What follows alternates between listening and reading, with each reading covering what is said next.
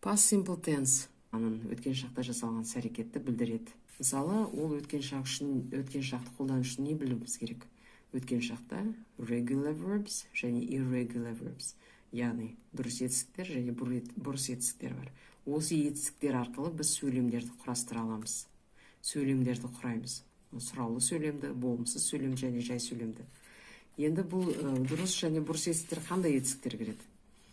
Дұрыс етістіктерге, мысалы, played, иде жалғауы жалғанады, explained, иде жалғауы, discussed, иде жалғауы, яғни ойнадым, түсіндірдім, талқыладым. Бұның бәрі дұрыс етістіктер, өйткені иде жалғауымен ғана жалғанып, өткен шақты білдіріп тұр. Ал енді irregular, дұрыс емес етістіктеріміз бұл түбірмен өзгеріп кететін етістіктер. Яғни write, wrote, жазу, жаздым, speak, spoke, сөйледім, сөйлеу, сөйледім, take, took, алу, алдым. Өткен шақта, яғни бұрыс етістіктер өздерінің арнайы формаларына кіреді екен. Арнайы формалары бар. Енді сөйлемді қалай құрастырамыз өткен шақта? Осы дұрыс етістік пен бұрыс етістіктерді қолдана отырып. Мысалы, I played football yesterday. Жай сөйлем. Жай сөйлеміміз біздің әдетте бастауыштан, баяндауыштан жасалынады.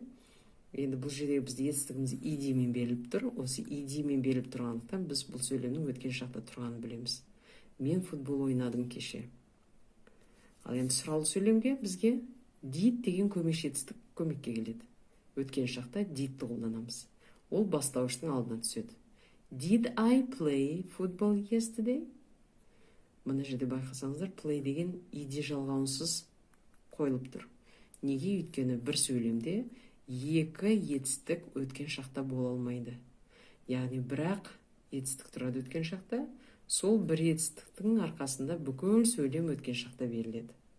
Did I play football yesterday? Мен кеше футбол ойнадым ба?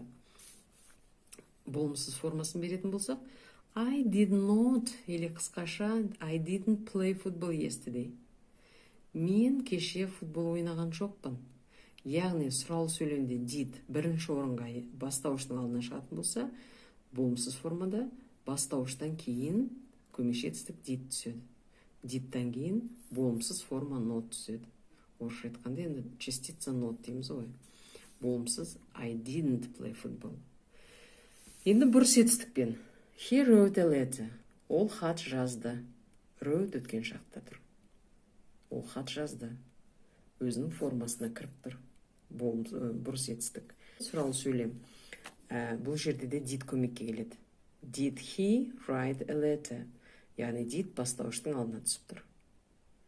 Және wrote-тың бастапқы формасын беріп тұрмыз. Өйткені did өткен шақта тұр. Осы өткен шақтағы бір етістік бүкіл сөйлемді өткен шаққа аударып береді. Сұраулы сөйлем осылай жасалады. Енді болымсыз формасы. Болымсыз сөйлемді біз бастауыштан бастаймыз, көмекші етістікті қоямыз болымсыз формадағы he didn't write a letter. Болымсыз сөйлемде де етістік өз формасында беріледі. Write. He didn't write a letter. Ол хат жазған жоқ. Яғни сіздер осы өткен шақта іс-әрекет, қандай да бір ойларыңызды, істеген істеріңізді өткен шақта жеткізулеріңіз үшін сіздердің бар осы білулеріңіз керек. Осы дұрыс етістіктер мен бұрыс етістіктерді және олардың қалай сөйлемде қолданылатын, жай сөйлемде, болымсыз сөйлемде және сұраулы сөйлемде қалай жасалатынын білулеріңіз керек.